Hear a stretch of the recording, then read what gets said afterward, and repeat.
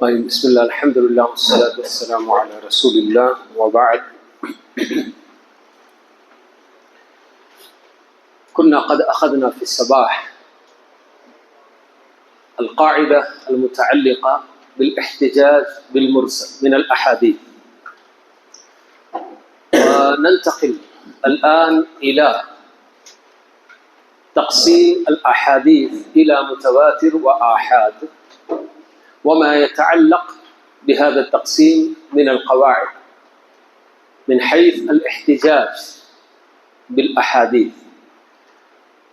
وطبعا بالنسبة لتقسيم الأحاديث هناك عدة اعتبارات، فالأحاديث تقسم إلى عدة أنواع باعتبارات مختلفة. من حيث ذات السنة هي منقسمة إلى سنة قولية وفعلية وتقريرية، أنتم تعرفون هذا الشيء.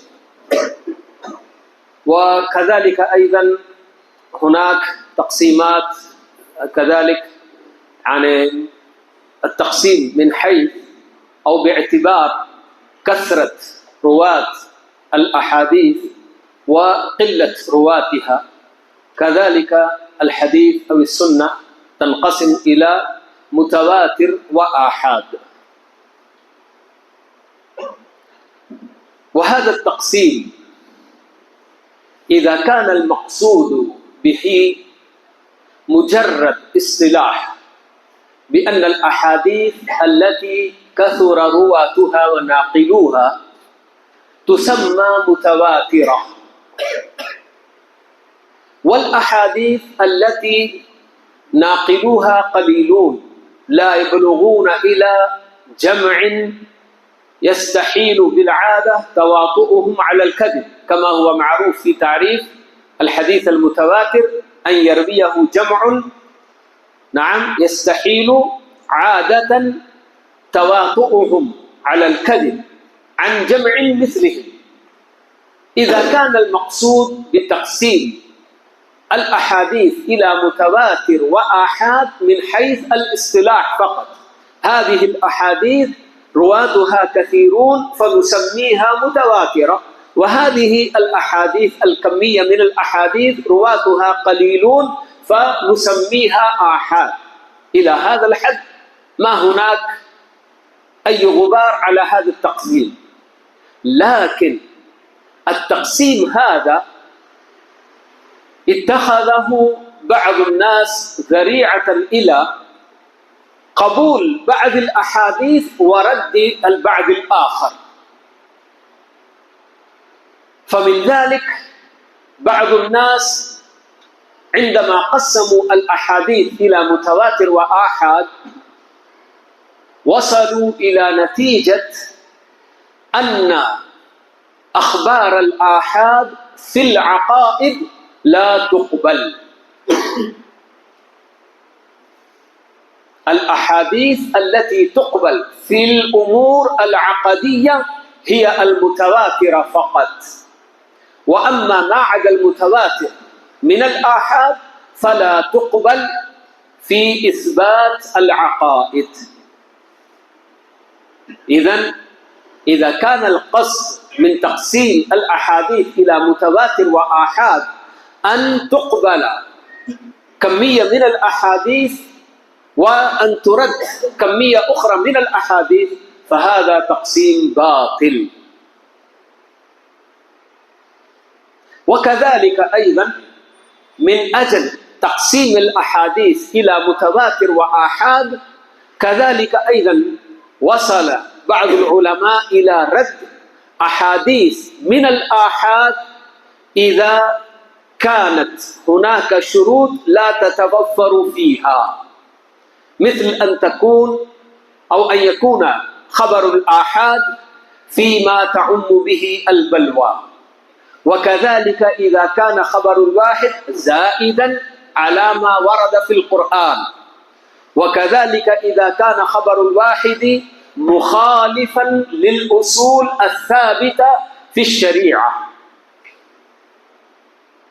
فهذا التقسيم، بناء على هذا التقسيم وصلوا إلى نتيجة أن أخبار الآحاد إذا لم تتوفر فيها هذه الشروط: ألا يكون مخالفا للأصول، ألا يكون زائدا على القرآن، ألا يكون فيما تعم به البلوى. إذا كان في واحد من هذه المجالات فأخبار الآحاد لا تقبل، قالوا هكذا.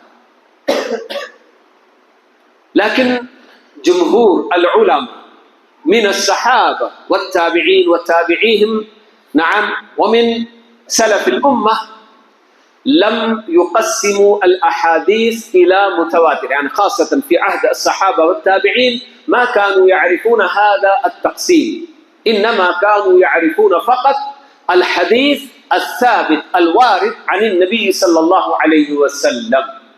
فلذلك لم يشترطوا في قبول أو رد الأخبار غير ثبوته.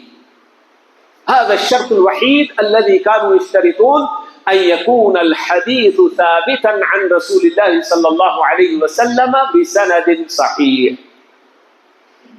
نعم، إذا ردوا قالوا لا نرد إلا لحديث مثله ناسخ له. إذا كان الحديث المنسوخ أيضا ثابت وجاء حديث آخر ناسخ له، فهنا نترك هذا الحديث المنسوخ، إذ المنسوخ لا اعتبار له.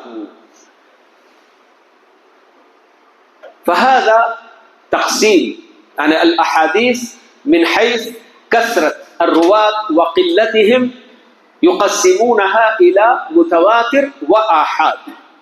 فالمتواتر طبعا كلهم يقبلون، ما هناك خلاف في قبول الأحاديث المتواترة. لكن بالنسبة لأحاديث الآحاد، أخبار الآحاد، فهنا جاء الخلاف. نعم، فمجموعة من الناس قصروا القبول في جانب الأحكام فقط، أن أخبار الآحاد لا تقبل إلا في الأحكام فقط، لا تثبت بها إلا الأحكام العملية، وأما العقائد فلا نثبتها بأخبار الآحاد. والبعض الآخر ضيقوا دائرة القبول، فاشترطوا عدة شروط، إذا لم تتوفر فيه هذه الشروط فلا يقبلون.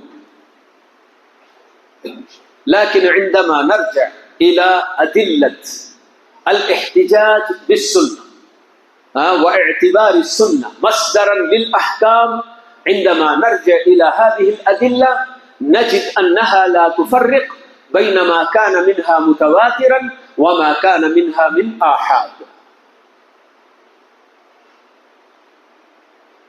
فكم من الآيات التي تأمر بإطاعة أو بطاعة الرسول صلى الله عليه وسلم: أطيعوا الله وأطيعوا الرسول، من يطع الرسول فقد أطاع الله. كل هذه الآيات لا تفرق بين حجية المتواتر وبين حجية الآحاد. فليحذر الذين يخالفون عن أمره أن تصيبهم فتنة أو يصيبهم عذاب أليم. هل هذه الآية تفرق بينهما؟ لا تفرق. لذلك الصحابة رضوان الله عليهم أجمعين كانوا يقبلون من الأحاديث إذا روى لهم واحد من الصحابة، مع أنهم قد يكونون يعملون بعمل قبل ذلك ولو عن مدة طويلة، لكن مجرد ما يصلهم خبر ولو كان عن طريق واحد من الصحابة يقبلونه ويتركون عملهم السابق من أجل هذا الحديث. والأمثلة على ذلك كثيرة.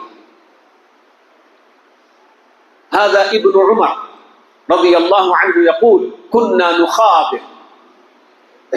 المخابرة تعرفون يعني إعطاء الأرض على الكراء، كانوا يكرون الأراضي التي لهم لأناس آخرين يحرثون ويزرعون فيها، لكن الطريقة التي كانوا يعني يتعاملون بهذه المخابرة لم تكن صحيحة، فصححها النبي صلى الله عليه وسلم، لأن الصحابة فيما سبق قبل أن الأحاديث التي نهتهم عن المخابرة كانوا ماذا كانوا يعملون؟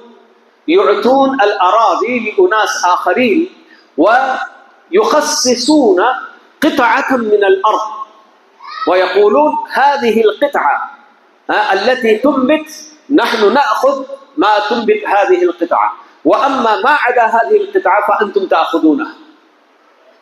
أو أنهم كانوا يخصصون المبلغ أو الشيء محدد، يعني حتى إذا كان على الثلث أو على النصف أو على الثلثين والثلث أو الربع وثلاثة أرباع ما هناك مانع، لكن كانوا يخصصون بالأعداد. نحن نأخذ 100 صاع، نعم 100 آصع لنا والباقي لكم. طيب كم يبقى؟ من يعرف؟ قد يكون ما تخرجه الأرض قد يكون هو إيش 100 آصاع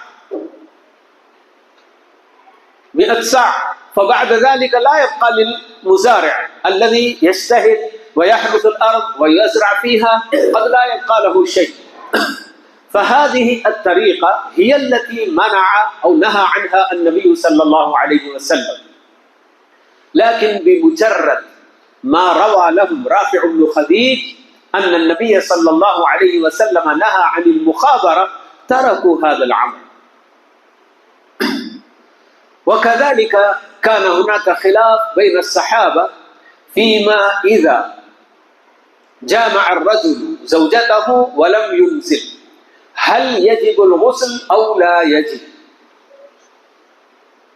فبمجرد ما روت لهم عائشة رضي الله عنها أن النبي صلى الله عليه وسلم قال إذا التقى الختان بالختان أو إذا مس الختان الختان فقد وجب الغسل، وأخبرت أنها هي ورسول الله صلى الله عليه وسلم كانا يفعلان ذلك.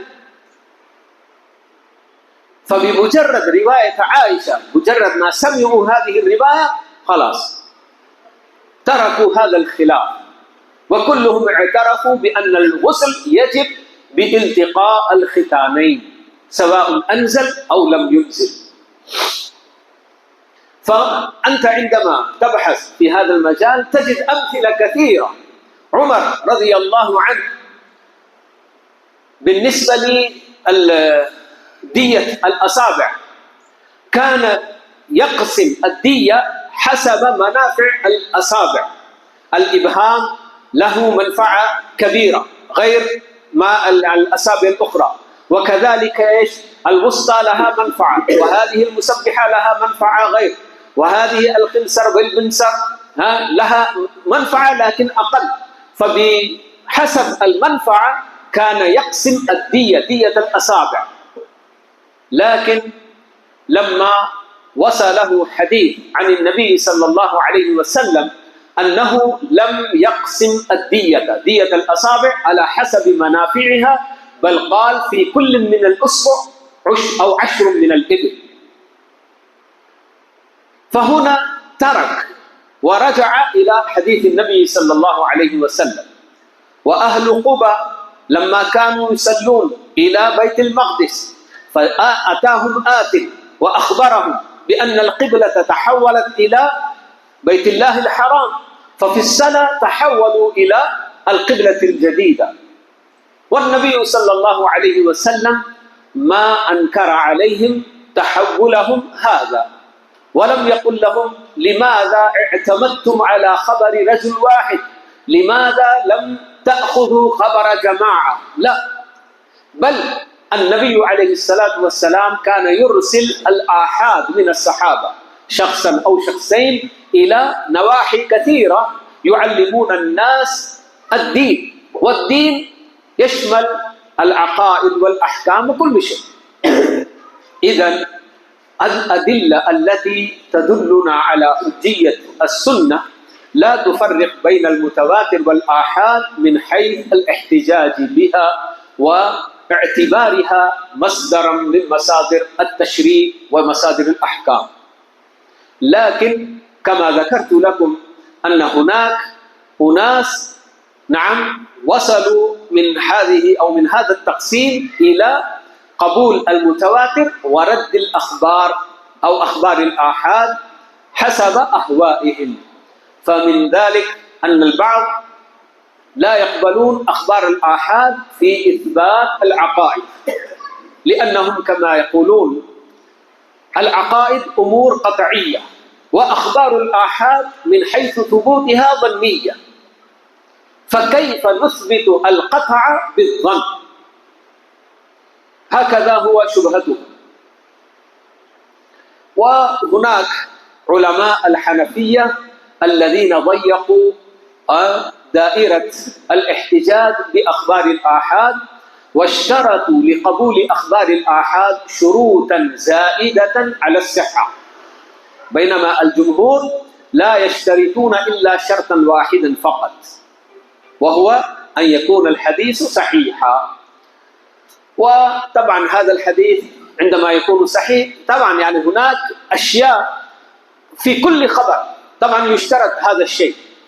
هناك يقولون 9 شروط لقبول أي خبر، وهذه الشروط تتعلق ب3 أمور: بالراوي وبالسند وبالمتن. فالراوي يشترط فيه 4 أشياء: الإسلام والتكليف، نعم، وكذلك إيش؟ العدالة والضبط. هذه 4 أمور تشترط في كل راوي: أن يكون مسلما وأن يكون مكلفا. عندما نقول التكليف يدخل فيه ماذا؟ البلوغ والعقل، وهذه الأمور داخلة في التكليف. وكذلك أن يكون عدلا وأن يكون ضابطا. وأما ما يتعلق بالسند فيشترطون عدم الانقطاع وعدم الشذوذ وعدم العلة القادحة. ونفس الشيء في المتن أيضا، عدم الشذوذ وعدم العلة. فهذه عندما ترى 9 أمور تشترط أو تتعلق ب3 أمور: بالراوي وبالسند وبالمتن. طبعا هذه الشروط نعم تشترط لقبول أي خبر، سواء كان متواترا أو آحاد أو أي شيء. فعندما نأتي إلى معرفة أخبار الآحاد، كما قلنا أن الجمهور ما يشترطون لقبوله إلا شرطا واحدا، وهو أن يثبت الحديث بسند صحيح فقط. لكن العلماء الحنفية هم الذين يشترطون شروطا فوق هذا الشرط، ويقللون الاحتجاج بأخبار الآحاد. فمن ذلك اشتراطهم أن لا يكون خبر الواحد مخالفا للأصول أو للقياس. يقولون القياس ما يعنون به القياس الأصولي الذي يكون فيه أصل وفرع وحكم الأصل، ثم الاشتراك الأصل والفرع في العلة، يعطى الفرع حكم الأصل. ما يريدون هذا القياس، وإنما يقصدون بالقياس يعني الأمور التي تثبت بالأدلة العامة في الشرع. فلذلك بعضهم يقولون ألا يكون مخالفا للأصول، وبعضهم يقول ألا يكون مخالفا للقياس. فهنا علماء الحنفية باشتراطهم أي ألا يكون خبر الواحد مخالفا للأصول أو للقياس، تركوا العمل بكثير من الأحاديث التي هي أخبار من قبيل أخبار الآحاد. فمما تركوا أو أعرضوا عن اعتباره حديث المسراء. تعرفون المسراء؟ ما هي المسراء يا إخوان؟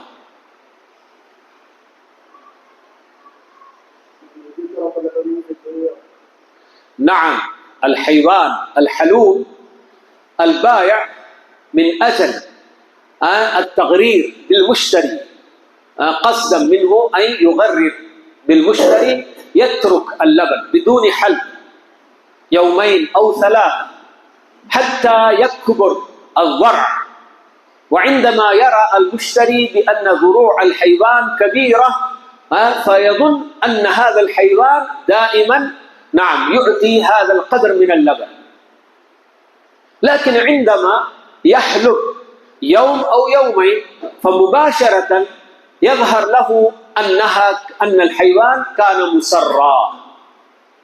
فلذلك النبي عليه الصلاة والسلام نهى عن التسرية، فقال: لا تسروا الإبل والغنم، لأن هذه الحيوانات الإبل والغنم هي التي كانت موجودة في بيئتهم، والبقر ما كان موجود، فلذلك لم يذكره النبي صلى الله عليه وسلم، لكن الحكم لا يختلف. تمام؟ إذن قال: لا تسروا الإبل والغنم. فمن ابتاعها بعد ذلك، نعم، ثم تبين له بعد الحل، قال: هو بخير النظيرين أو نظرين، إن رضيها أمسكها، وإن سخطها ردها وساعا من لبن، أو عفوا وساعا من تمر. ماذا قال؟ الحيوان المسرى الإبل أو الغنم عندما يتبين للمشتري بأن البائع غره، فهو عنده خياران: إما أن يمسك هذا الحيوان، نعم، ويقبل هذا النقص وهذا الغرر الذي نعم قام به هذا البائع، وإذا سخط ولم يرضى رد الحيوان، وقال: وكذلك يرد معه ساعا من تمر، في مقابل ماذا؟ اللبن الذي احتلبه في مدة يوم يومين أو ثلاثة. لكن هذا الخيار لم يطول، وإنما حده النبي صلى الله عليه وسلم لمدة 3 أيام. خلال الأيام الثلاثة إذا هو لم يرضى بهذا الحيوان الذي غش فيه، إذا لم يرضى به رده ورد معه ساعا من تمر. فجمهور العلماء بناء على هذا الحديث يقولون أن حكم المسرى هو كما ورد في الحديث، أن المشتري إذا لم يرضى بهذا الحيوان له أن يرده على البائع ويرد معه ساعا من تمر.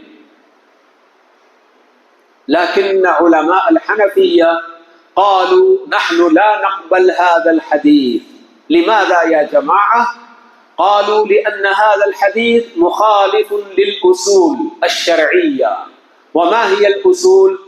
يقولون: الشريعة تدلنا على أصل أن الشيء الفائت إذا فات، يعني إذا أحد من الأشخاص فوت على رجل ملكه أي شيء كان، فهذا الشيء إذا كان مثليا فإنه يعطي بدله مثله، إن لم يوجد له مثل فإنه يقوم ويرد قيمة هذا الشيء. هذا هو الأصل الذي نعم وردت به الشريعة في الأشياء التي تفوت.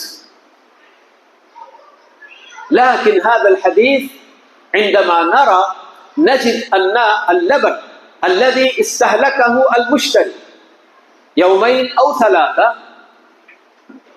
إذا كان مثليا فإنه يرد المثل، نعم، قدر اللبن الذي احتلب يرد بذاك القدر تماما.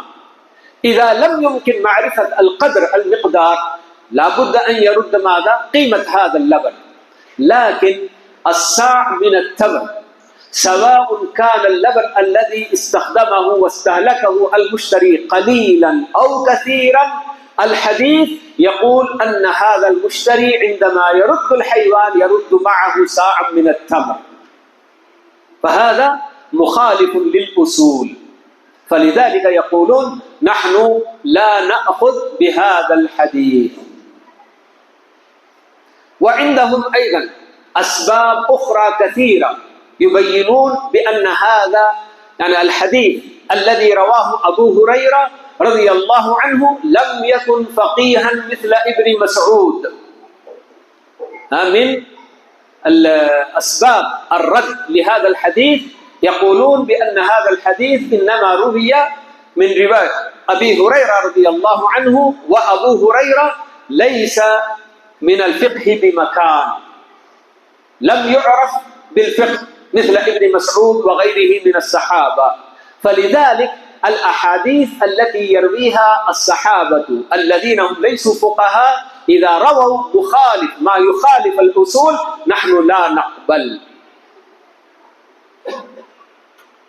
لكن هذا الشرط أن يكون الراوي فقيها لا يشترطه علماء الجمهور. نعم، لأن النبي صلى الله عليه وسلم ماذا قال؟ رب حامل فقه إلى من هو أفقه منه، ورب حامل فقه ليس بفقيه، هو في نفسه ليس بفقيه لكن عنده علم من الأحاديث. فلذلك لا أحد يشترط أن يكون الراوي فقيها سوى العلماء الحنفية. في رد كثير من الأحاديث عندما يردون على أساس أن الراوي لهذا الحديث ليس بفقيه، لكن هم أنفسهم يأخذون من نفس أولئك الرواة الذين حكموا عليهم بأنهم ليسوا فقهاء، أخذوا بآرائهم مخالف للحديث. الآراء التي تخالف الحديث، إذا روى هذا الراوي حديثا ثم هو رأى رأيا آخر يغاير الحديث أخذوا برأيه. ما أدري كيف عن عقولهم كيف تسمح لهم بأن يأخذوا برأي المحدث أو الراوي الذي حكموا عليه بأنه ليس فقيه. إذا روى حديثا ثم هو خالف هذا الحديث أخذوا برأيه وتركوا الحديث. طيب، فهنا طبعا نحن معنا هذه القضية وهي حديث المسراء الذي أنكره علماء الحنفية ولم يعملوا به، وكذلك هم بيّنوا أسبابا أخرى غير هذا السبب بأن الحديث مخالف للأصول. غير هذا هناك أسباب أخرى أيضا يذكرون لرد هذا الحديث، وهذه الأسباب كلها ذكرها الإمام ابن حجر رحمه الله في فتح الباري. تريدون التوسع؟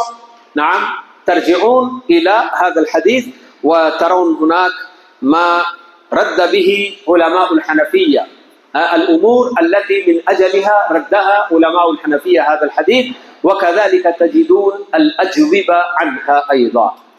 فالجمهور عندما يقولون يا جماعة الحديث هو بنفسه أصل، نعم، فنحن عندنا في غير المسرى نحن نقول بأن الشيء الذي يفوت أو يذهب، نعم، الفائت في غير المسرى لابد أن إما إذا كان له مثل يعطى المثل، وإذا لم يوجد له المثل يقوم يعطى بدله القيمة. لكن في هذه القضية النبي عليه الصلاة والسلام قطعا للمنازعة أمر برد صاع من التمر، لأنه إذا أراد أن يعطي المثل أو القيمة قد يحدث تشاجر بين البائع والمشتري. المشتري قد يرد له 2 أو 3 لترات من اللبن، نعم هذا الذي أنا استهلكت، فالبائع يقول لا، اللبن الذي أنا تركته يبلغ إلى 10 لترات. فمن يقضي هذه المنازعة، هذه المشاجرة بينهم؟ فلذلك حسما للشجار والنزاع الشريعة أتت بأصل يخالف، نعم، الأصول الأخرى في هذه القضية فقط. فإذا هذا الحديث أصل بذاته في هذه القضية، فهذا هو جواب الجمهور للحنفية. وكذلك نحن أخذنا أمس أيضا مثال عن صداق المفوضة، المرأة التي مات عنها زوجها قبل الدخول وقبل الجماع ولم يفرض لها صداقا، فماذا تأخذ؟ هل تأخذ الصداق أو لا تأخذ؟ فالإمام مالك هنا يرى أن هذه المرأة عليها العدة ولها الميراث، وأما الصداق ليس لها صداق. لماذا؟ يقول هذا الحديث الذي رواه معقل بن يسار في بروع بنت واشق أرى أنه مخالف للأصول.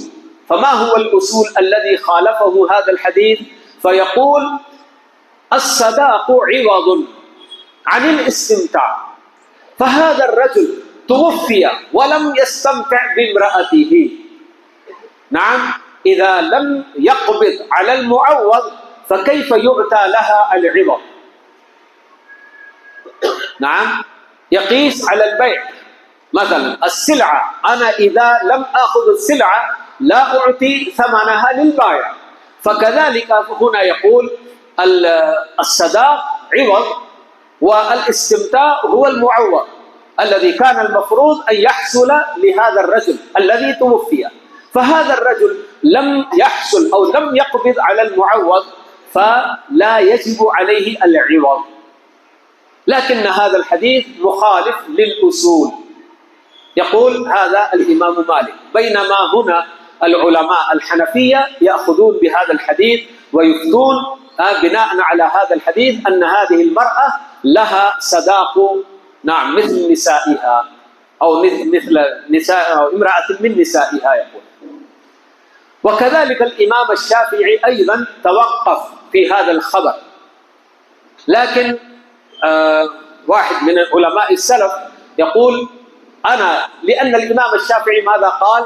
إذا ثبت هذا الحديث الذي رواه معقل بن يسار عن النبي صلى الله عليه وسلم فلا حجة في قول أحد مع وجود الحديث، فكأنه توقف إلى أن يصح عنده هذا الحديث. فلذلك قال أحد من السلف لو أنا قابلت الإمام الشافعي أقول له هذا الحديث قد صح فقل به. فإذا الإمام الشافعي ما أنكر أو ما خالف عن هذا الحديث نهائيا، وإنما علقه على صحة الحديث. فما دام أنه قد صح الحديث فيكون مذهب الإمام الشافعي أنه كذلك يعطى لهذه المرأة صداق امرأة من نسائها.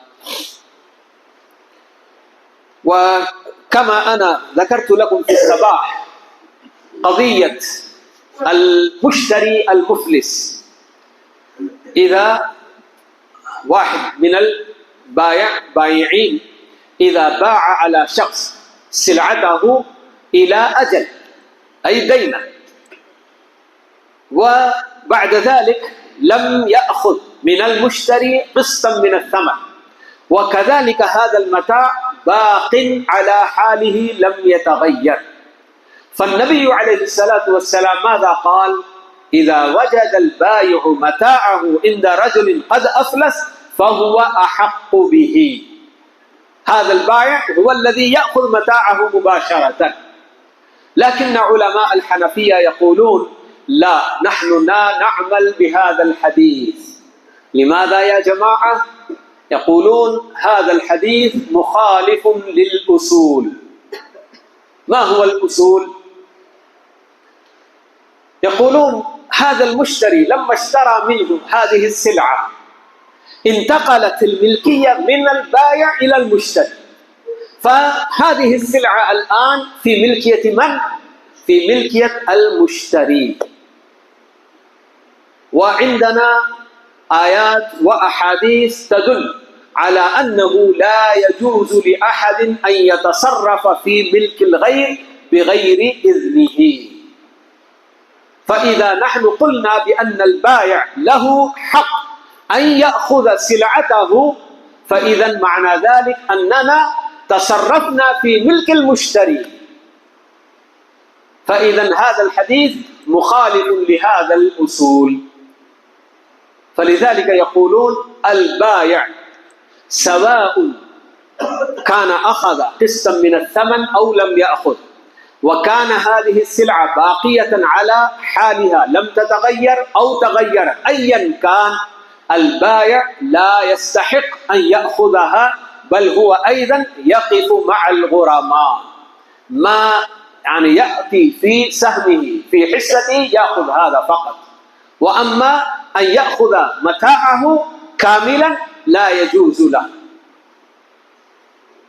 فهذا وجهة نظرهم تجاه هذا الحديث، بأن هذا الحديث يرون أنه مخالف للأصول الثابتة بالشريعة، بالأدلة العامة في الشريعة، بأنه لا يجوز لأحد أن يتصرف في ملك الغير. فهذا المشتري لما اشترى هذا الشيء ولو دينا ولو إلى أجل، ما دام أنها انتقلت الملكية من البائع إلى المشتري، أصبحت السلعة هذه من ملكية المشتري، فإباحة أن يأخذ البائع متاعه فهذا يعتبر تصرفا في ملك الغير. طيب، ما جوابكم عن هذا الحديث يا جماعة؟ كيف تجيبون؟ هذا الحديث يصرح إذا باع رجل، إذا وجد البائع متاعه عند رجل قد أفلس فهو أحق به. هذا الحديث يقول أحق به، معناه أنه أحق به من غيره. فيقولون هذا الحديث ليس في قضية البيع والشراء، وإنما نؤوله بأنه ورد في الأمانة وفي الوديعة. يعني لو أن أحدا ترك وديعة عند رجل ثم هذا الرجل قد أفلس، فهذا الرجل صاحب الوديعة هو أحق بها، ليس هذا قضية البائع. لكن الجمهور يقولون يا جماعة كيف تؤولون هذا التأويل لهذا الحديث؟ لأن صاحب الودائع إذا ترك عند أحد وديعة له، سواء هذا الرجل الذي عنده الوديعة أفلس أو لم يفلس، صاحب الوديعة هو الأحق بالوديعة أو غيره أيضا له حق. ليس هناك حق لأحد أي واحد غير صاحب الوديعة. فإذا ما علاقة الإفلاس وعدم الإفلاس بالوديعة؟ فصاحب الوديعة إذا شخص من الأشخاص ترك شيئا ثمينا عند رجل من أجل سفره، هذا يحدث كثير من الناس عندما يكون عندهم أموال، مبلغ من المال أو الحلي من الذهب والفضة، عندما يريدون الخروج مدة أسبوع أو أسبوعين، سواء ذهب للعمرة أو لأي مكان آخر، يأخذ متاعه الغالي ويترك عند شخص ويقول عندما أرجع آخذ منك هذا. تمام؟ فإذا صاحب الوديعة هل في وديعته حق للآخر؟ أبدا. صاحب الوديعة هو الشخص الذي يأخذ وديعته، حتى ولو عندما يرجع هذا صاحب الوديعة ويرى هذا الرجل قد أفلس أو مات، لكن ما دام أنه كتب بأن هذه وديعة فلان فهو يأخذها مباشرة. ثم كذلك هنا النبي عليه الصلاة والسلام يقول فهو أحق به. وهذا يدل على أن هذه القضية قضية البيع والشراء وليس في الأمانات أو في الودائع. لماذا؟ لأن صيغة أحق اسم تفضيل، أنتم تعرفون، واسم التفضيل على ماذا يدل وماذا يفيد؟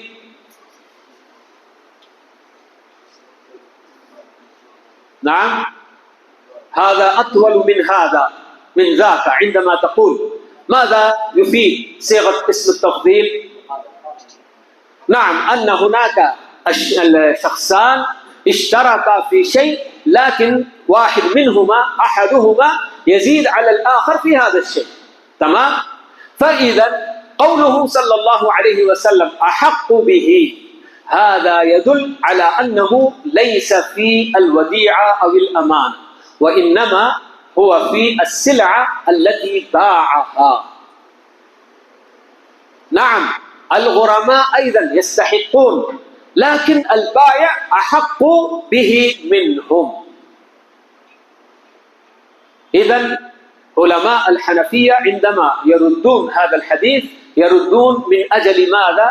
أن هذا الحديث في نظرهم مخالف للأصول يقولون. وهناك أيضا أمثلة كثيرة، أنا أقتصر على هذه الأمثلة الثلاثة. وذلك كذلك انتفاع المرتهن من الشيء المرهون، هل يجوز له أن ينتفع أو لا ينتفع؟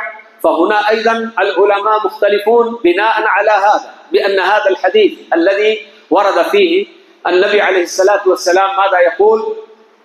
الشيء المرهون إذا كان مركوبا أو محلوبا يحلب أو يركب، يقول نعم الذي يعني ينفق على الشيء المرهون له حق الركوب وحق الحلب. في الحديث الذي ورد يبين فيه النبي صلى الله عليه وسلم بأن الشيء المرهون إذا كان المرتهن ينفق على هذا الشيء فله أن يركب وله أن يحلب بنفقته، أي بسبب النفقة التي ينفق عليها. فعلماء الحنابلة يأخذون بهذا الحديث ويقولون أن الشيء المرهون يجوز للمرتهن أن ينتفع به إذا كان هو ينفق على هذا الشيء المرهون. ومتى ينفق؟ إذا كان الشيء المرهون يحتاج إلى نفقة، مثل الدابة. لو أحد ذهب بدابته بحيوان بناقته أو بغنمه وترك عند رجل وأخذ منه مبلغ من المال دينا، فهذه الدابة تحتاج إلى النفقة، إلى العلف وإلى أمور أخرى كذلك. إذا كان الراهن هو الذي يتولى الإنفاق ليس للمرتهن أن ينتفع بهذا الشيء المرهون، لكن إذا كان الراهن قد أعرض عن النفقة على دابته فالمرتهن هو الذي ينفق عليها، فالحديث نعم يحل لهذا المرتهن أن ينتفع بالشيء المرهون أو في مقابلة نفقته.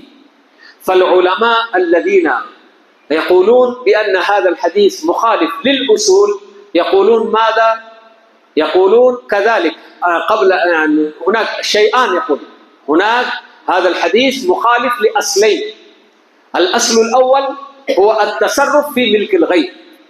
الشيء المرهون لمن؟ من مالكه؟ الراهن. المرتهن عندما يركب هذه الدابة أو يحلبها معنى ذلك أنه تصرف في ملك الغير، بينما النبي عليه الصلاة والسلام ينهى عن ذلك: لا يحلب أحدكم ماشية أحد بغير إذنه. الحديث صريح. يقولون فهنا هذا الرجل المرتهن يحلب ماشية الراهن بغير إذنه. والشيء الثاني، طيب حتى ولو أجيز له أبيح له الانتفاع بهذا الشيء المرهون لا بد أن يكون بقدر نفقته. القيمة لا بد أن تبين بأنه يجوز له أن يركب أو يحلب بقدر ما ينفق. وأما هذا الحديث يعني أطلقت النفقة، يركب ويحلب بنفقته، هكذا قال في الحديث. فيقولون هذا الحديث مخالف للأصول من وجهين، فلذلك نحن لا نأخذ بهذا الحديث يقولون.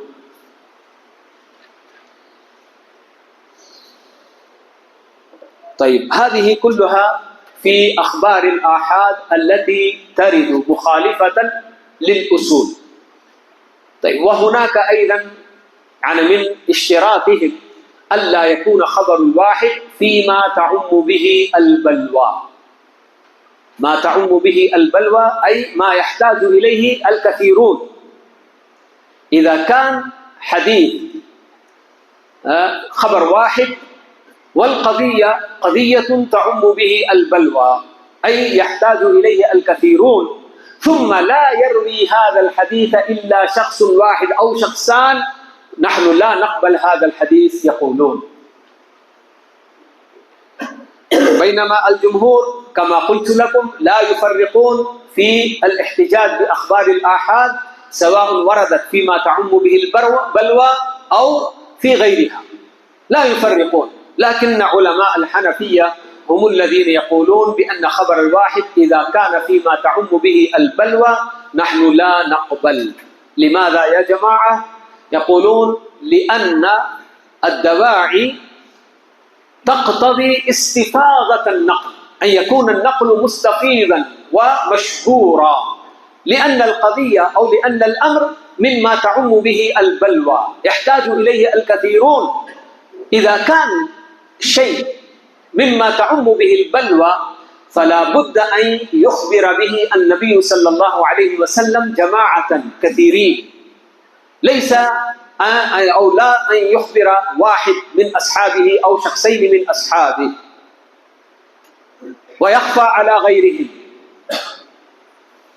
فهم يقولون بأن خبر الواحد إذا جاء فيما تعم به البلوى فلا نقبل.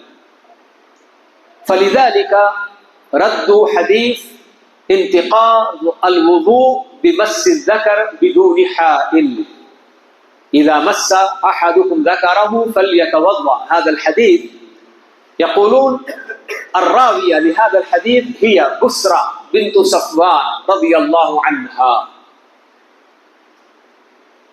مع أن هناك أيضا عدد من أصحاب النبي صلى الله عليه وسلم رووا هذا الحديث، لكنهم لا ينظرون إلى أولئك الرواة الذين رووا هذا الحديث، فقط يأخذون برواية بسرى بنت صفوان ويقولون هذا الأمر أي مس الذكر يعني لا يعقل عن النبي صلى الله عليه وسلم أن يخبر بهذا الحديث واحدة من نساء الصحابة فقط، والآخرون لا يطلعون على هذا الحديث، لا يقفون بهذا الحديث. هذا لا يمكن.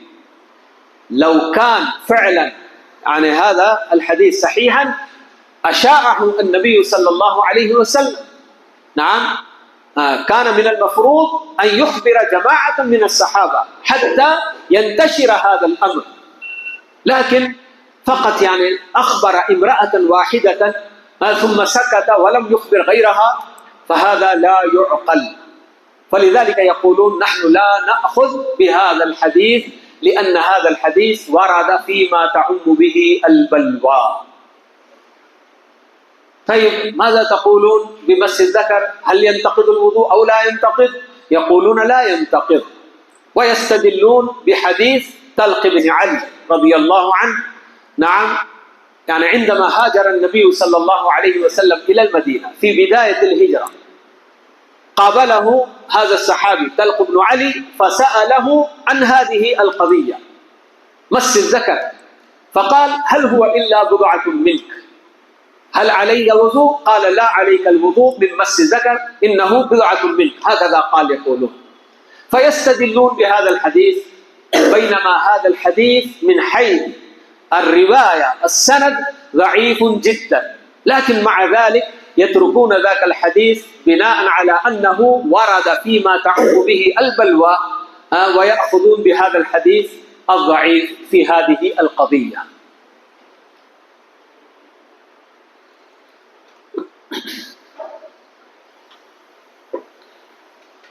وكذلك أيضا بالنسبة للمسألة المشهورة وهي رفع اليدين عند الركوع وعند الرفع من الركوع، هل يرفع المصلي يديه أو لا يرفع؟ ففي ذلك حديث ابن عمر معروف أن النبي عليه الصلاة والسلام يرفع يديه عند تكبيرة الإحرام، ثم يرفعهما كذلك عند الركوع، وكذلك عند الرفع منه أيضا كان يرفعهما. لكن هؤلاء يقولون بأن هذا الحديث نعم عن هذا الأمر وهو رفع الأيدي عند الركوع وعند الرفع منه مما يعني يشترك في العلم به، لا يعني المفروض أن يشترك في العلم به كثيرون، لا أن يكتفي واحد بالعلم به، فلذلك ينكرون أو يردون هذا الحديث. لكن في نفس القضية نحن عندما نقول لهم طيب أنتم تأخذون بحديث من؟ بحديث ابن مسعود في هذه القضية، ما هي أو ما هو الحديث؟ أن ابن مسعود صلى لهم مرة وقال أصلي لكم صلاة رسول الله صلى الله عليه وسلم، ثم صلى لهم فلم يرفع لا عند الركوع ولا عند الرفع من الركوع. نفس القضية نحن نقول لهم يا جماعة أنتم تقولون أن الحديث إذا ورد فيما تعم به البلوى لا تأخذون، فكيف تأخذون بحديث ابن مسعود مع أن القضية هي قضية ماذا؟ ما تعم به البلوى. كيف إذا تكتفون بعلم ابن مسعود بأن النبي صلى الله عليه وسلم لم يرفع يديه؟ أليس من المفروض أن يعلم به كثيرون غير ابن مسعود أيضا؟ فإذا أنتم تخالفون هذه القاعدة في عدم الرفع، تأخذون بحديث ابن مسعود واحد فقط، الحديث الواحد. كيف إذا تأخذون ما دام أن هذه القضية مما تعم به البلوى؟ نعم، فهكذا المخالفات تصدر منهم، يعني يحررون قواعد ثم يخالفون في بعض التطبيقات نفس القواعد التي حرروها. طيب، وكذلك بالنسبة لرد الأحاديث أيضا يرون أن الراوي إذا روى الحديث ثم أنكره لا نعمل به، لا نأخذه، أو إذا روى الحديث ثم عمل هو بخلاف هذا الحديث لا نأخذه. الراوي سواء كان من الصحابة أو من غيره إذا روى حديثا لشخص ثم روى هذا الشخص هذا الحديث عن شيخه، لكن شيخه ينكر، وهذا الإنكار العلماء يقولون للإنكار نوعان: إنكار جحود وإنكار توقف. إذا كان الإنكار من الشيخ إنكار جاحد، أي يقول الشيخ أنت تكذب علي، أو ما رويت لك مثل هذا الحديث قط بالجزم، إذا كان إنكاره إنكار جحود فالعلماء يقولون ما دام الشيخ وتلميذه كلاهما راويان ثقتان عدلان نترك هذا الحديث، لا نعمل به، يسقط هذا الحديث العمل بهذا الحديث، لأن إنكار الأصل أو الفرع لا يؤثر على عدالة أي واحد منهما، لا عدالة الأصل ولا عدالة الفرع. لكن إذا كان إنكار الأصل أي الشيء إنكار توقف، لا يجزم بالإنكار، بس يقول أنا لا أعتقد أني رويت لك هذا الحديث، ما أذكر أني رويت لك هذا الحديث، إذا كان إنكاره مثل هذا فهنا يأتي الخلاف، فعلماء الحنفية يخالفون في هذا الشيء أيضا، بينما الآخرون يأخذون بحديث الفرع أي بحديث التلميذ حتى ولو أنكره شيخه. فما هو الأدلة؟ فهناك أدلة كثيرة تدل على الأخذ برواية الفرع حتى ولو أنكر الأصل روايته. حديث ذي اليدين، تعرفون أن النبي عليه الصلاة والسلام نسي مرة فسلم في الظهر أو العصر بعد ركعتين، فذو اليدين بعدما سلم النبي صلى الله عليه وسلم سأله أقصرت الصلاة أم نسيت يا رسول الله؟ فرسول الله صلى الله عليه وسلم لم يأخذ بقول ذي اليدين، فقال لم يكن واحد منهما، الصلاة لم تقصر ولا نسيت. ثم بعد ذلك سأل أبا بكر وعمر فشهدوا بأن الصلاة نعم النبي عليه الصلاة والسلام سلم بعد ركعتين، فالنبي أكمل الركعتين ثم سلم وسجد أو سجد للسهو ثم سلم. فهنا أيضا يقولون بأن النبي عليه الصلاة والسلام لم يأخذ بقول ذي اليدين. لا لكن بس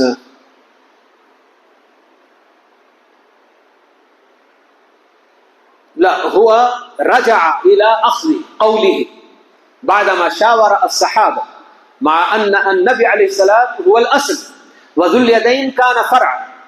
طيب، فلما شهد له أبو بكر وعمر أخذ بقول ذي اليدين. تمام. فلذلك الجمهور يستدلون بهذا الحديث على أخذ رواية الفرع حتى ولو أنكر الأصل. وكذلك يقولون بأن هذا الشيء معروف عند المحدثين. هناك حديث رواه ربيعة بن عبد الرحمن عن سهيل بن أبي صالح عن أبي هريرة رضي الله عنه أن النبي صلى الله عليه وسلم قضى بشاهد ويمين. فهذا الحديث رواه ربيعة بن عبد الرحمن عن سهيل بن أبي صالح، ثم بعد فترة عندما سئل سهيل بن أبي صالح عن هذا الحديث لم يعرف، وقال أنا ما رويت، لكن ربيعة أصر على أنه روى له هذا الحديث. وربيعة بن عبد الرحمن هذا من الثقات. تمام. فلذلك هذا سهيل بن أبي صالح كان يقول فيما بعد حدثني ربيعة أني حدثته عن أبي هريرة أن النبي صلى الله عليه وسلم قضى بشاهد ويمين. فهكذا هذا كان معروفا عند المحدثين أن الأصل إذا أنكر ما رواه نعم لم يعتبروا إنكار الأصل قدحا في رواية الفرع، بل كانوا يأخذون رواية الفرع. لماذا؟ لأن النسيان نعم هذا الشيء قد يطرأ على المروي عنه كما يجوز أن يطرأ على الراوي، على التلميذ وعلى الشيخ. فالنسيان أحدهما لا يقدح في حفظ الآخر وفي عدالته. فلذلك يأخذون هذه الأحاديث التي ينكر فيها الأصل روايته. وكذلك مثلت لكم بحديث النكاح بغير ولي.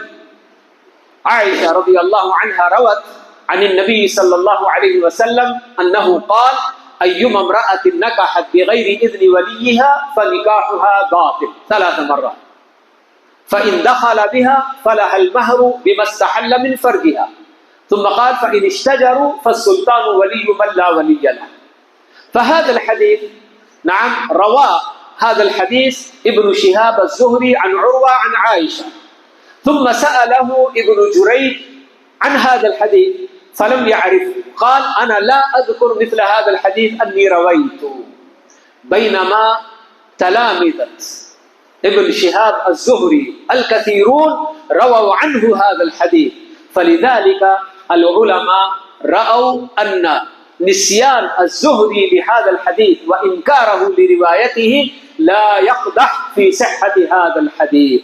فلذلك قالوا بأنه يشترط الولي لصحة النكاح الباكرة البكر. فمثل هذا يعني يحدث كثير، بأنه يعني أحيانا الراوي بعدما يروي الحديث ينكر ولا يذكره، أو يذكر أو يروي حديثا ثم هو بنفسه يعمل أو مخالفا للحديث، يعني يرى رأيا مخالفا للحديث. ففي مثل هذه الحالة أيضا علماء الجمهور يقولون نعم نحن نأخذ بما روى لا بما رأى. لماذا؟ لأن الرأي الذي ذهب إليه هذا الراوي قد يكون مذهبا له ورأيا له، وكذلك يجوز أن يكون قد نسي الحديث الذي روى، ونحن لسنا بملزمين بأخذ رأيه، وإنما نحن ملزمون بأخذ روايته. فلذلك الجمهور يأخذون برواية الراوي ولا يأخذون برأيه، بينما علماء الحنفية يخالفون الجمهور في هذه القضية أيضا، ويقولون نحن نأخذ بما رأى لا بما روى. ويقولون ماذا؟ هذا الراوي الذي يعمل بخلاف أو ينكر، إن كان إنكاره حقا، نعم، فمعنى ذلك أو الظاهر من حاله أنه ينكر وهو محق. لماذا ينكر؟ لأن هذا الحديث قد يكون منسوخا، فلذلك هو عمل بخلافه. هذا الظاهر من حاله. يقول الراوي عندما يروي الحديث ثم يخالف في العمل، معنى ذلك أنه يكون قد اطلع على ناسخ لهذا الحديث، فلذلك عمل بخلافه. وأما إذا كان عمله أو إنكاره باطلا، كيف يكون باطلا؟ أي أن الراوي هذا قد غفل عن الرواية أو نسي. إذا كان واحد من هذه أو من هذين الأمرين، الغفلة أو النسيان، عدم المبالاة، هذا يفيدنا بأن رواياته ساقطة، لا نأخذ بها، لأن الراوي هذا غير ثبت غير حافظ. فهكذا يقولون بأن الراوي إذا عمل بخلاف ما روى نأخذ برأيه ولا نأخذ بروايته. مثل ما ذكرت لكم مثال بلوغ الكلب، إذا ولغ الكلب في إناء أحدكم فليرقه وليغسله 7 مرات، وفي بعض الأحاديث أولاهن أو أخراهن بالتراب. فهذا الحديث أخذ به علماء الجمهور، ويقولون بأن الإناء الذي ولغ فيه الكلب يتم تطهيره بغسله 7 مرات، بينما علماء الحنفية ذهبوا إلى رأي أبي هريرة رضي الله عنه، نعم، وقالوا أبو هريرة روى هذا الحديث، لكن هو أفتى بأن الإناء يطهر ب3 غسلات، فلذلك نحن نأخذ برأيه. يقولون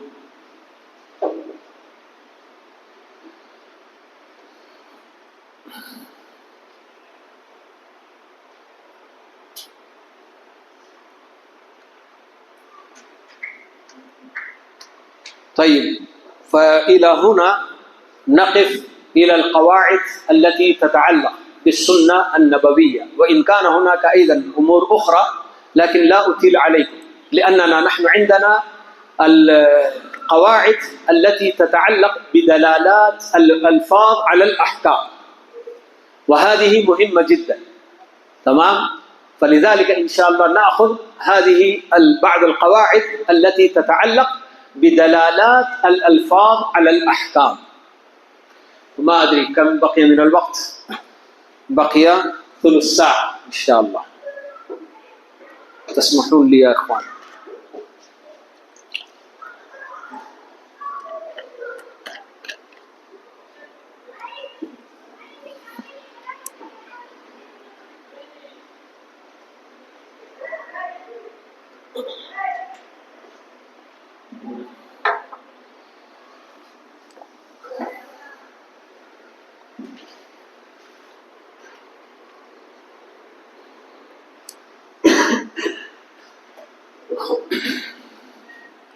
طيب، بالنسبة لدلالات أو طرق دلالة الألفاظ على الأحكام،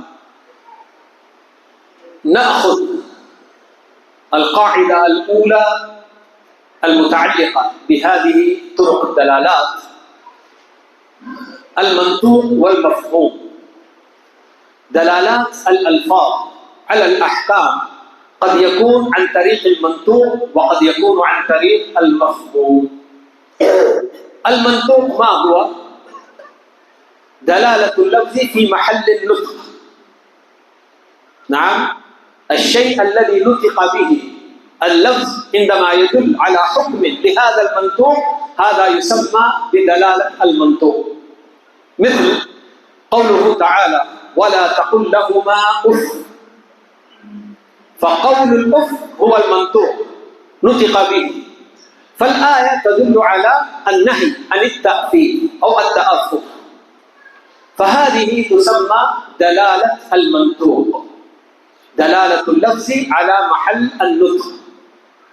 ودلالة المسكوت ما هو؟ هو دلالة اللفظ في غير محل النطق.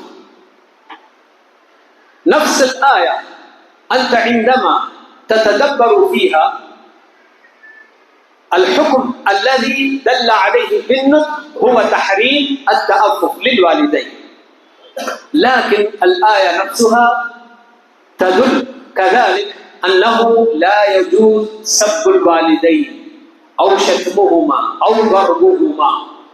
فسب الوالدين أو ضربهما هذا منطوق به أو مسكوت عنه؟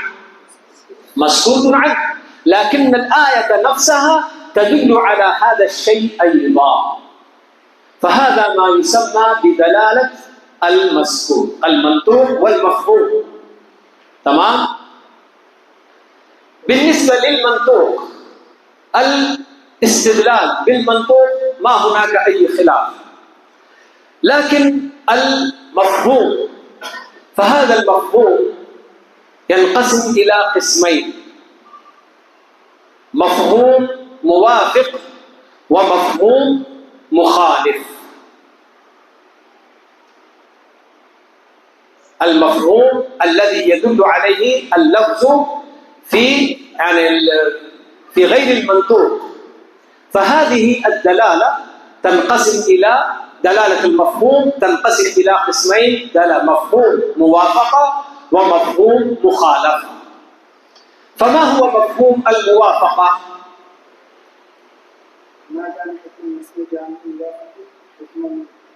منطوق به، دلالة اللفظ على ثبوت حكم للمسكوت عنه موافق للمنطوق به. دلالة اللفظ على ثبوت حكم للمسكوت عنه موافق للمنطوق، أي بحكم المنطوق به. لماذا؟ لاشتراكهما في معنى يعرف بمجرد معرفة اللغة بدون حاجة إلى بحث واجتهاد. فأي واحد عندما يعرف اللغة العربية وقرأ هذه الآية فلا تقل لهما أف، ألا يفهم ما دام أن الله عز وجل نهى الأولاد عن التأفف للوالدين، فهذه الآية من باب أولى تدل على ماذا؟ على عدم السب وعلى عدم الضرب لهما. كل واحد يدرك هذا. كيف يدرك؟ هل يحتاج إلى بحث والاجتهاد؟ لا، بمجرد ما يعرف اللغة يعرف هذا المعنى أيضا. تمام؟ فلذلك هذا المفهوم، نعم، يعني المفهوم مفهوم الموافقة، وهو إثبات حكم للمسكوت عنه موافق لحكم المنطوق به لاشتراكهما في معنى يدرك بمجرد معرفة اللغة. نعم، كلا الأمرين ما هو المعنى المشترك بينهما؟ التأفف والضرب أو الشتم والسب، الأذى. نعم، أنت عندما تقول لوالديك أو لأحدهما أف يتأذى به هو، وكذلك عندما تسبه أو تضربه أيضا يتأذى، فهذا المعنى مشترك بينهما.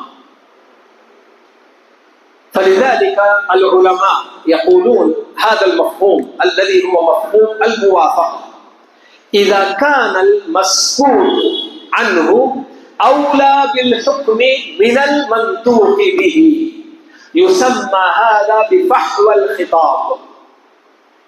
مفهوم الموافقة له اسمان: فحوى الخطاب ولحن الخطاب. متى يسمى مفهوم الموافقة بفحوى الخطاب؟ يقولون إذا كان المسكوت عنه أولى بالحكم من المنطوق به، فهنا نقول بأن هذا المفهوم الذي هو مفهوم الموافقة نقول له فحوى الخطاب. كل واحد يعرف بأن الضرب أو السب والشتم أولى بهذا الحكم من التأثر. وأما إذا كان الحكم أو حكم المسكوت عنه مساويا لحكم المنطوق به فهنا يسمى هذا المفهوم لحن الخطاب، مثل النهي عن أكل أموال اليتامى. إن الذين يأكلون أموال اليتامى ظلما إنما يأكلون في بطونهم نارا، فالله عز وجل حرم أكل أموال اليتامى. تمام؟ الواحد عندما يأتي ويقول لنا طيب ما دام الأكل حرام أنا لا آكل، لكن أذهب بمال اليتيم وأحرقه أو أغرقه في البحر.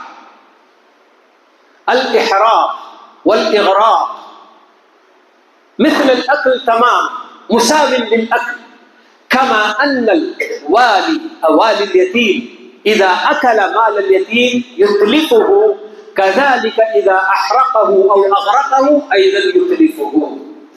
فبمعنى الإتلاف هذان الأمران الإحراق والإغراق مساو للأكل، فهذا أيضا مفهوم موافق. فهنا حكم المسكوت عنه لا يزيد على المنطوق به بل يكون مساويا له، فهذا يسمى بماذا؟ بلحن الخطاب. وعندنا مفهوم المخالفة، ومفهوم المخالفة هو ماذا؟ هو دلالة اللفظ على ثبوت حكم للمسكوت عنه مخالف لحكم المنطوق به. دلالة اللفظ على ثبوت حكم للمسكوت عنه مخالف لحكم المنطوق به، لانتفاء قيد من القيود المعتبرة في الحكم. الحكم الذي ورد للمنطوق به نعم يكون مقيدا بقيد، عندما انتفى هذا القيد خالف هذا الحكم، جاء هذا الحكم للمسكوت عنه مخالفا. إذن مفهوم المخالفة هو ماذا؟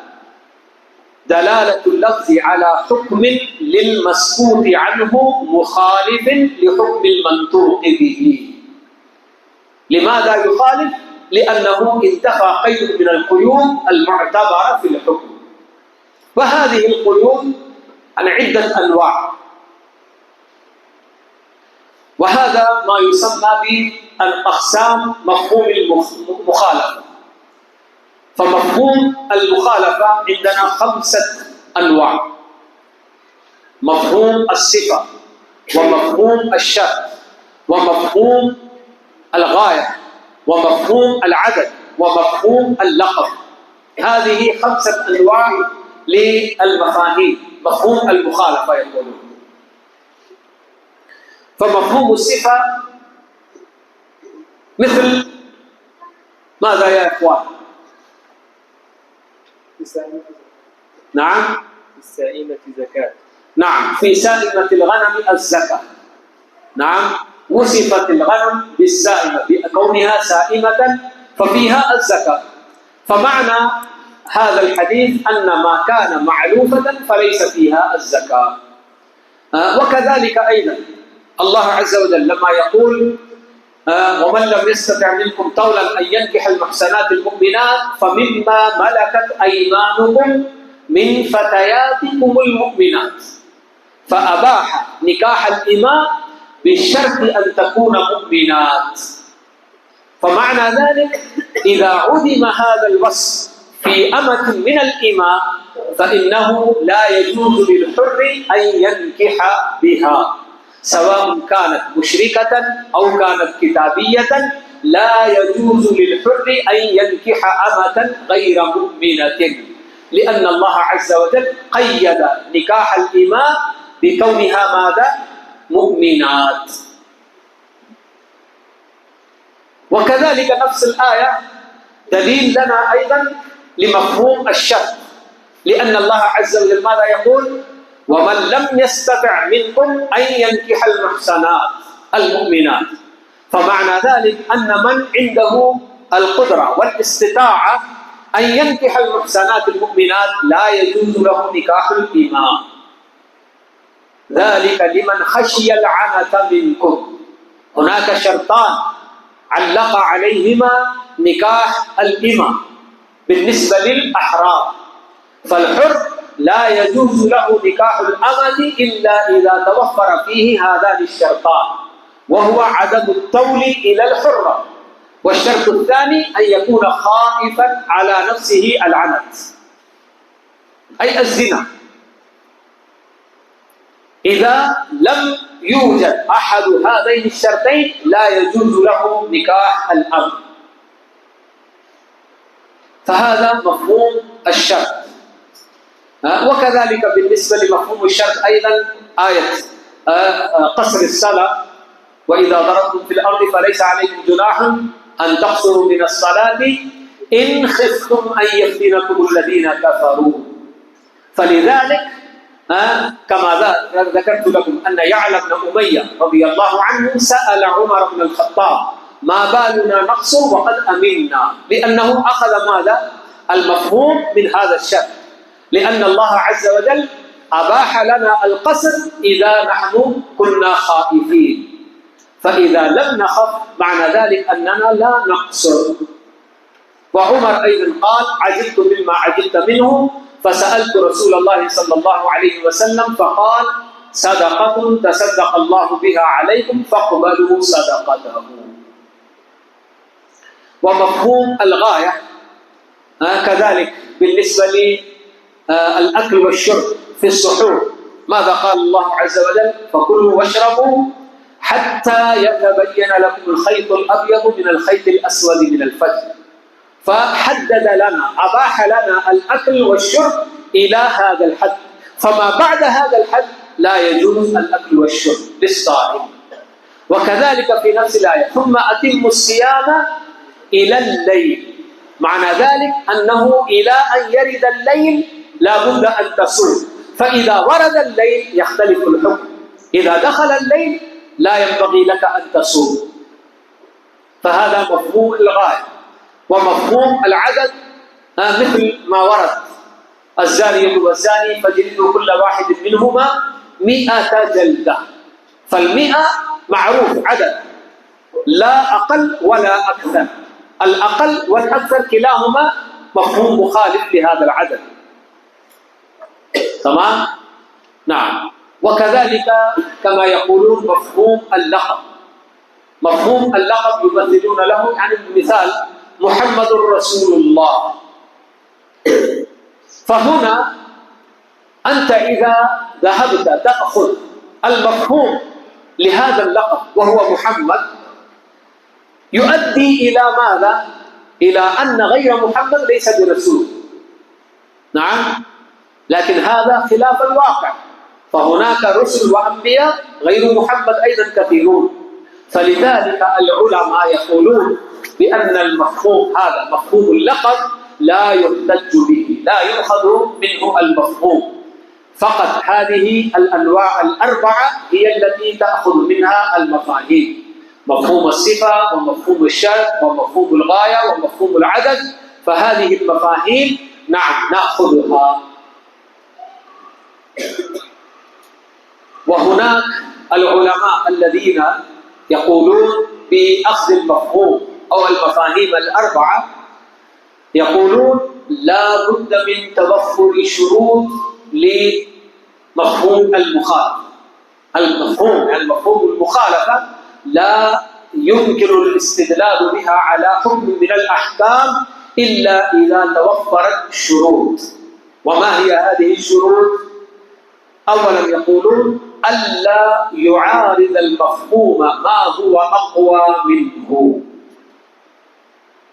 يعني دليل أقوى من المفهوم، ألا يرد أو ألا يعارض ما هو أقوى منه، ألا يعارض المفهوم ما هو أقوى منه. ومثاله كما قبل قليل ذكرت لكم أن الصحابة كانوا قد اختلفوا فيما بينهم هل يجب الغسل بالجماع بدون إنزال، لأن الحديث بلغهم أن النبي صلى الله عليه وسلم قال ماذا؟ إنما الماء من الماء. فمفهوم هذا يقول ماذا؟ يقول إذا لم ينزل المني فلا يجب الغسل، إنما الماء أي الغسل من الماء أي من المني. يعني بأخذهم المفهوم من هذا الحديث اختلفوا في ذلك. لكن لما بيّنت عائشة رضي الله عنها أن النبي صلى الله عليه وسلم أخبر بأنه إذا التقى الختانان أو إذا مس الختان الختان فقد وجب الغسل، فهنا ورد هذا النص مخالفا لهذا المفهوم، فلذلك لا يؤخذ بمفهوم هذا الحديث، لأن النص قد ورد مخالفا لهذا المفهوم.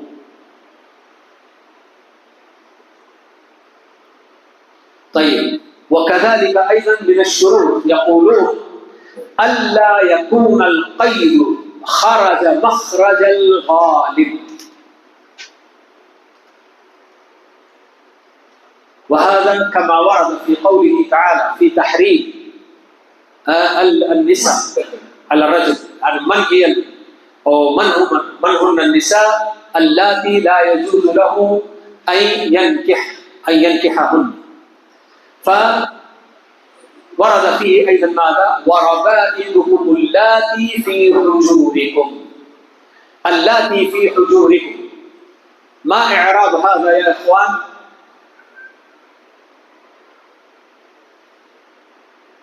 وربائبكم اللاتي في حجوركم، نعم نعت للربائب، فإذا معنى ذلك أنه مفهوم الصفة.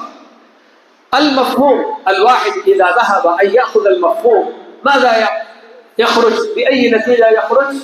بأن الربيبة إذا لم تكن في حجر الرجل فإنه يجوز له أن ينكحها. هذا هو مفهوم هذه الآية، لكن العلماء يقولون لا يؤخذ بالمفهوم هنا، لأن القيد الذي ورد اللاتي في حجوركم هذا جاء لبيان الغالب. الرجل عندما ينكح امرأة لها أولاد من زوج قبل هذا، فالأولاد هؤلاء سواء كانوا أبناء أو بنات أين يكون عند هذا الرجل. فلذلك الله عز وجل كأنه قال هذه الربائب تكون يعني في حجر، لكن هذه الصفة أو هذا النعت هذا القيد لا يؤخذ له المفهوم، فلا يقال بأن الربيبة إذا لم تكن في حجر الرجل يجوز له أن ينكحها حتى ولو نكح أمها ودخل بها. وربائبكم اللاتي في حجوركم من نسائكم اللاتي دخلتم بهن. ففي نفس الآية كذلك الله عز وجل يقول ماذا؟ الربائب من نسائكم اللاتي دخلتم بهن. فالمرأة عندما يتزوج ولم يدخل بها فالربيبة هذه يجوز له أن ينكحها، لكن الربيبة إذا لم تكن في حجر الرجل هذا المفهوم لا يؤخذ من هذه الآية، لأن هذا الشيء ورد بيانا لما هو الغالب في المجتمع.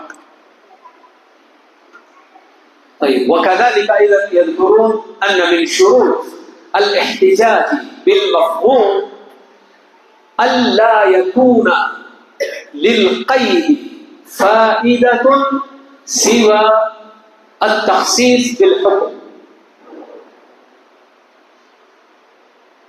عندما يأتي الحكم مقيدا بقيد ألا يظهر لهذا القيد فائدة سوى ذكر الحكم أو ذكر تخصيص الحكم بهذا القيد. مثل يقولون الله عز وجل عندما نهى عن أكل الربا ماذا قال؟ ولا تأكلوا الربا أضعافا مضاعفة. هل معنى ذلك أنه يجوز إذا كان الربا غير مضاعف؟ نحن إذا أخذنا المفهوم من هذه الآية فالآية بمفهومها تدل على ماذا؟ على أنه يجوز أكل الربا إذا لم يكن أضعافا مضاعفة. لكن هذا القيد لم يرد لتخصيص الحكم بهذا القيد، وإنما جاء لغرض آخر، وهو التنفير من هذه المعاملة التي كانت شائعة فيما بينهم.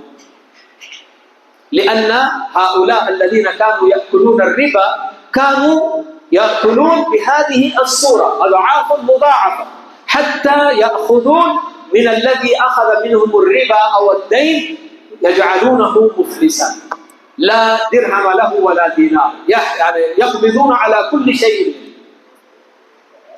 فهذا القيد إنما ورد لفائدة أخرى، وهي ماذا؟ التنفير من هذه الصورة التي كانت شائعة فيما بينهم. وكذلك يمثلون أيضا بأن القيد قد يأتي لغرض غير تخصيص الحكم بالقيد. الله سخر لكم البحر لتأكلوا منه لحما طريا أي طازجا. طيب، هل هذا القيد لحما طريا يفيدنا بأن اللحم إذا لم يكن طريا لا يجوز الأكل؟ لا يؤخذ المفهوم لهذا القيد. لماذا؟ لأن هذا القيد ورد في معرض الامتنان. الله عز وجل يمتن على عباده بأنه سخر له البحر ليأكلوا منه لحما طريا.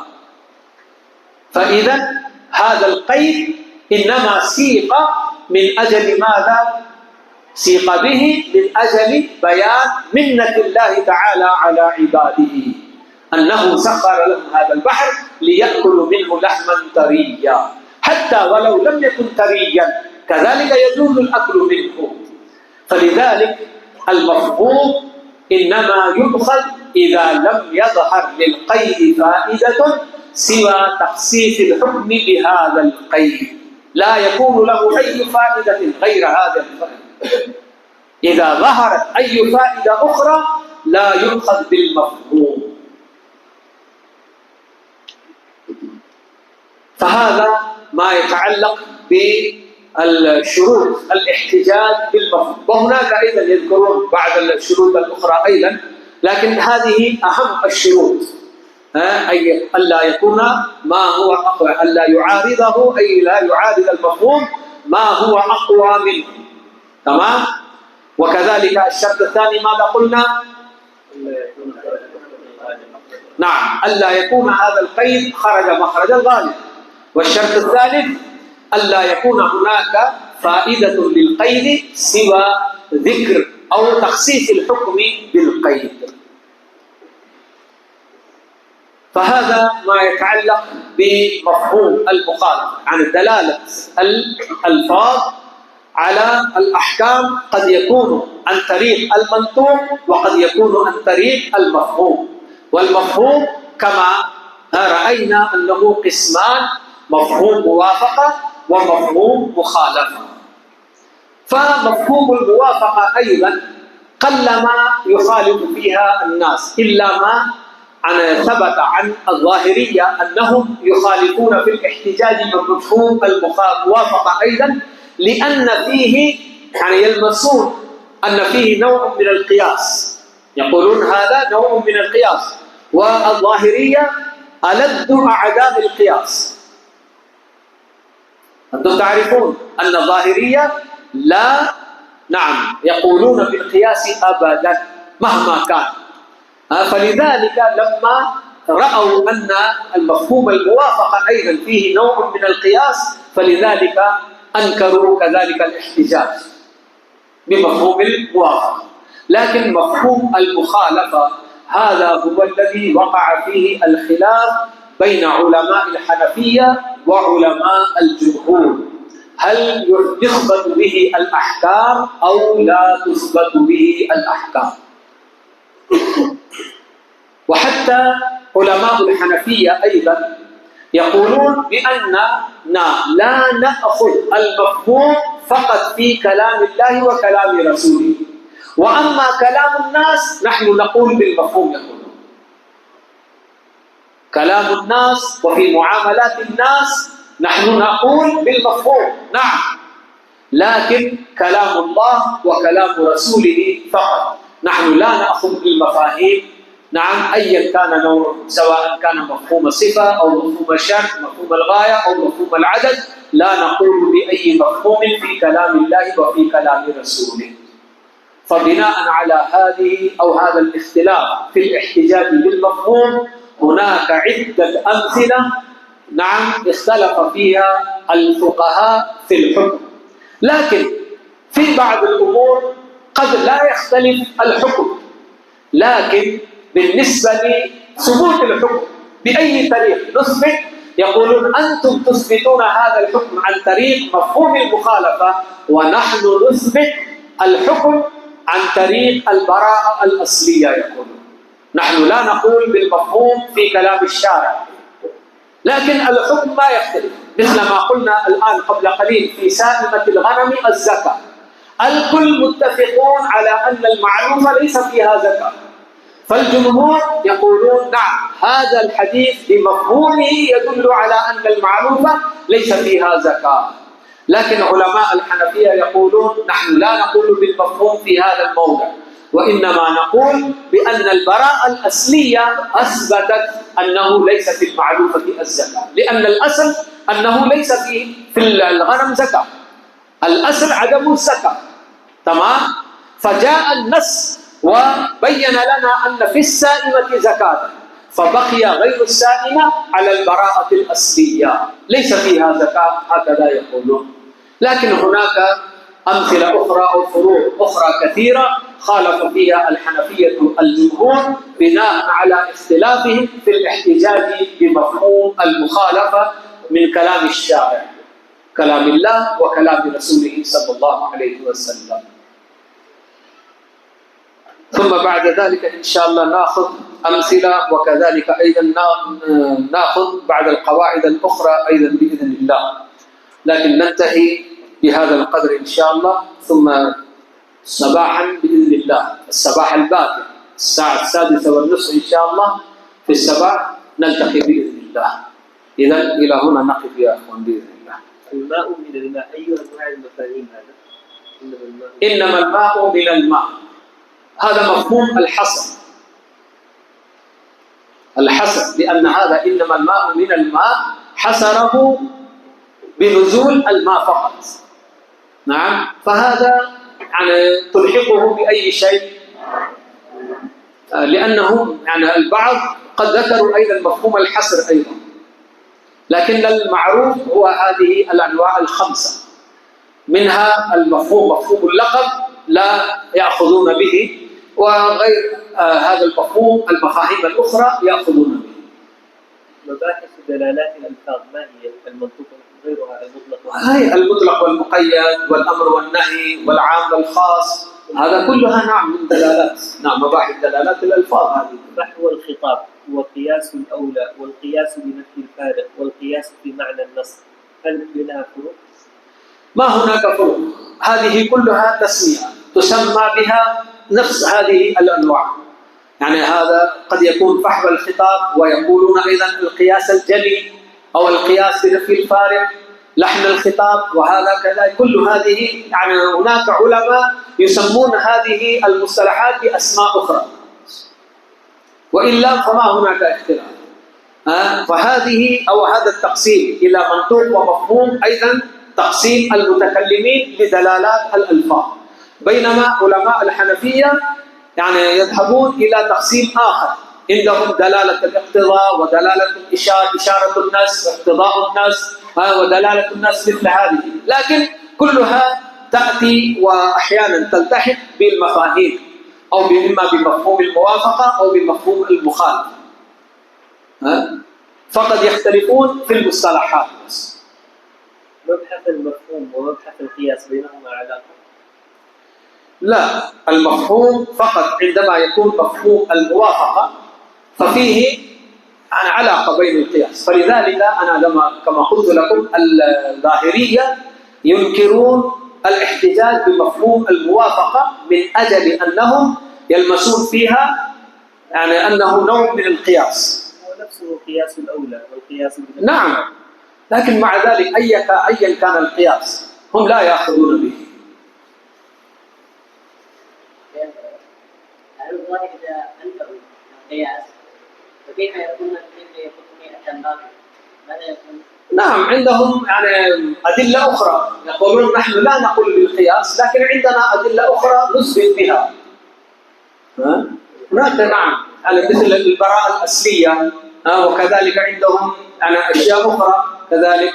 أنا أحيانا قد يأتون بعمومات من الكتاب أو من السنة يدخلون هذا الشيء الذي لم يصرح بحكمه بكل بالقسم.